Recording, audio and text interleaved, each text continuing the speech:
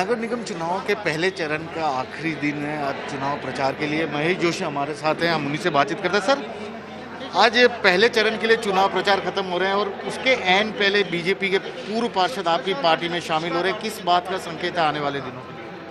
देखिए, भारतीय जनता पार्टी की जो नीयत है वो लोगों के सामने आ रही है। धोखा देने की नीयत, खरीद फरोख्त करने की नीयत, लोगों को से छल कपट करने की नीयत। इसलिए भारतीय जनता पार्टी में वो नेता जो अभी भी भारतीय जनता पार्टी में रहने का दावा कर रहे हैं, वो भी भारतीय जनता पार्टी के नेताओं पे आरोप लगा रहे हैं कि हमारे साथ धोखा किया गया। और हिम्मत करके कैलाश मावर जी जैसे लोग, जिन्होंने भारतीय जनता पार्टी के धोखे को पहचान लिया, उन्होंने हिम्मत की। उन्होंने कहा धोखेबाज पार्टी है, झूठी पार्टी है, इसलिए हम इस पार्टी को छोड़ रहे हैं।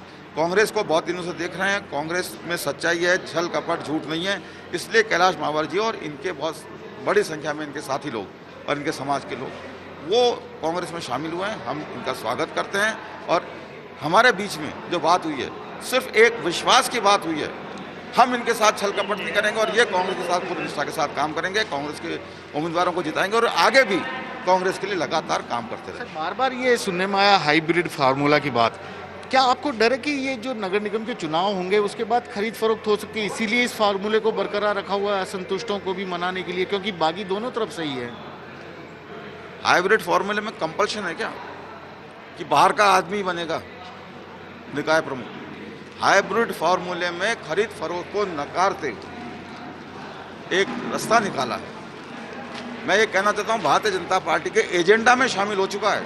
आजकल खरीद फरोख्त की बात भारतीय जनता पार्टी का हर नेता कर रहा है। लगता है उनके यहाँ नेता बनने के लिए कंपलसरी कर दिया है कि जो खरीद फरोख्त की डिग्री लेकर आएगा उससे कोई नेता बनाया जाएगा। नहीं तो कैलाश मावरी बेचारे जैसे लोग जो शरीफ सज्जन सीधे ईमानदार लोग हैं, इनको धोखे मिलते रहेंगे। भारतीय जनता पार्टी के एजेंडा में धोखेबाजी और खरीद फरोख्त, ये दो एजेंडा उन्होंने शामिल कर लिए हैं। मध्य प्रदेश में कैसे सरकार गिरी कांग्रेस की? खरीद फरोख्त से। मणिपुर, गोवा में कैसे बीजेपी नीति सरकार बनी? खरीद फरोख्त से। गुजरात में क्या हुआ, कैसे कांग्रेस हारी राज्यसभा के चुनाव में? खरीद फरोख्त से। कर्नाटक में कैसे कांग्रेस की सरकार गिरी? खरीद फरोख्त से।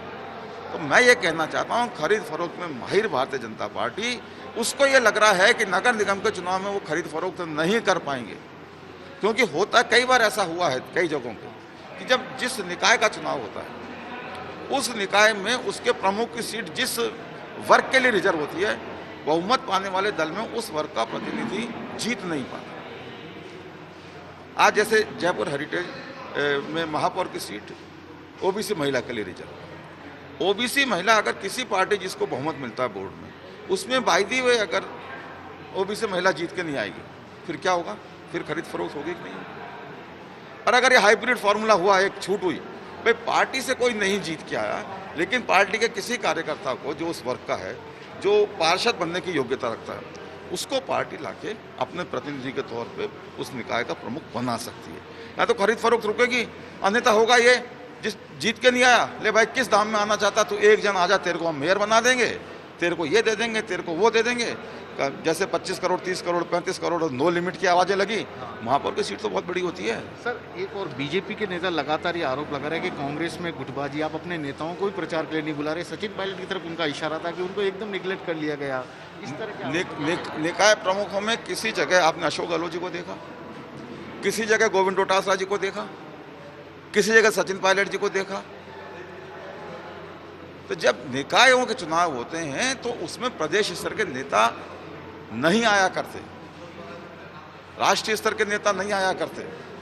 भारतीय जनता पार्टी ने तो पहले घोषणा कर दी पर्यवेक्षक बनाएंगे केंद्रीय मंत्रियों को, और अब देवनानी जी और सतीश पूनिया जी और जो इनके प्रदेश स्तरीय नेता गली गली घूम रहे हैं।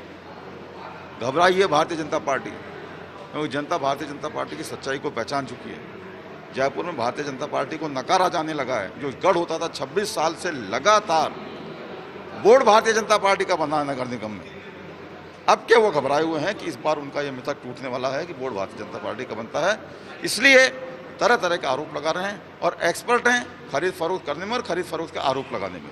कैलाश जी, आप पार्टी में शामिल हुए हैं कांग्रेस में, क्या टिकट नहीं मिला इसलिए शामिल हुए या आपको कांग्रेस पे भरोसा है? अभी कांग्रेस पर भरोसा है और भारतीय जो जनता पार्टी है, जो झूठी पार्टी है, जिसकी कथनी और करनी में दिन रात का अंतर है। उसकी इस जो मेरे साथ 6 साल से जो मेरे साथ तिरस्कार हो रहा था, सम्मान नहीं हो रहा था, मैं आत्मसम्मान की लड़ाई लड़ रहा था, उस सम्मान को पाने के लिए मैं कांग्रेस परिवार से जुड़ा हूँ। तो आपको लगता है कुछ और लोग नाराज हैं बीजेपी से, इसी तरह से आप जैसे परेशान थे वैसे? बीजेपी में कार्यकर्ताओं का कोई सम्मान नहीं है। जो बीजेपी में जो नेताओं की जो चापलूसी करेगा वही आगे बढ़ेगा। गुटबाजी चरण सीमा पर है भारतीय जनता पार्टी के अंदर, और मेरे जैसे कई और लोग भी हैं जो कुछ ही दिनों में कांग्रेस पार्टी ज्वाइन करने वाले हैं। चुनाव से पहले बागियों को मनाने का भी एक खेल जारी था, लेकिन अब पहले दौर का चुनाव प्रचार खत्म हो रहा है। उसके ठीक पहले यदि बीजेपी के एक पार्षद शामिल हो जाते हैं पुराने बोर्ड के कांग्रेस में, तो निश्चित रूप से कांग्रेस के लिए एक सुखद खबर कही जा सकती है। वहीं बीजेपी के लिए यह भी सवाल या निशान लग जाता है कि आखिरकार क्या हो रहा है उस पार्टी के अंदर कि लोग अब उस पार्टी को छोड़कर दूसरी पार्टी का हाथ थामने या दामन थामने के लिए मजबूर हो रहे हैं। कैमरामैन दिनेश कुमार के साथ श्रीवत्सन, जयपुर न्यूज़ 24।